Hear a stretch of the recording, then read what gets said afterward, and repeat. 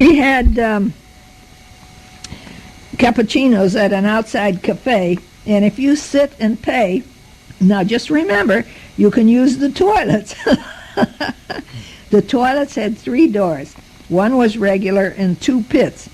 And the 2 pits had 2-foot areas ribbed. It was very high class. And a water flusher. It was super. You know, I always use the pits if I have a choice. I do it just to hear the ladies, oh me, oh my, I couldn't do that. Oh no, oh I couldn't do that. But I'm used to that. I've been out in the desert for years. And now we come to the Hotel Grand Brun, B-R-U-N, Grand Brun, room 130 in Milano. Milan was the home of my Grandma Mary's mother and father, and her mother was Luisa Lombardi Rossi. And his name was Louis Opisi. And like everyone else, they came to America and they settled in Chicago. Paulette was our guide for the Santa Maria Duomo Cathedral. Actually, Duomo means cathedral. And when we went inside, it was just amazing. It had 52 columns, 356 statues. Now that's the 52 weeks and days. About 3,400 carved figures.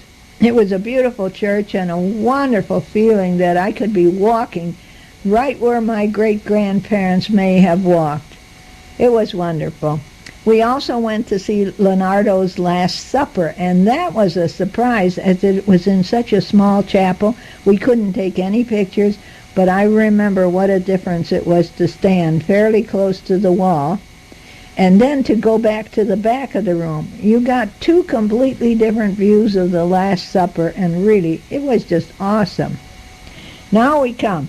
September 21st, 2001, Friday, in Lugano, Switzerland. And we celebrated Sally's 54th birthday. How about that? Well, we didn't do much. What could we do? Our group seems to be sneezing and coughing and blowing. We are counting sneezes. 3 for Missy, 5 for Mary, 6 for Tom. At least we can laugh. Why not? We are not sneezing. We go up and down so many stairs, and there we're hanging on to the railings. So naturally you're going to get someone cold, you know. Even Franco is taking medicine. Now we're traveling on a smooth, very clean bus with a cheerful driver on the way to Switzerland. Not much to see. Lots of industry. Chewing gum plant. Wouldn't you like to go and see how that's done? Car parts, shoes, Danzas, silks of Montana, Bennett's, watches.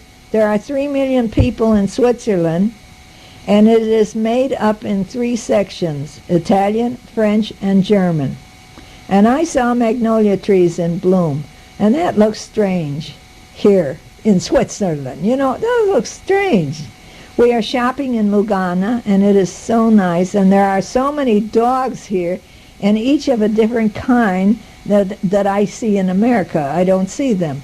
And there are a lot of small ones as people live in apartments. Now, here's what I did. I'd go to the owners if I could. I smiled, you know, and I'd say to them, "Che n'es bello." And sometimes I say, "Che n'es bello en primo." And they smile and they pat their doggies and they say, "Grazie, grazie." Bella means beautiful and primo means first quality. Naturally, they are proud. They bob their heads and say grazie and smile. The people do this, not the dogs. We only see the tops of the mountains, and they are in a blue haze. In Como, we are taking a boat trip around the lake to see the village of the rich and famous, and that lets out all of us. There are 12 towns hanging on the sheer mountains, really hanging. I saw a funicular with the little cars going up and down. These people have to park on top of the mountain. And I'm sure they have garages there. It snows, for gosh sakes.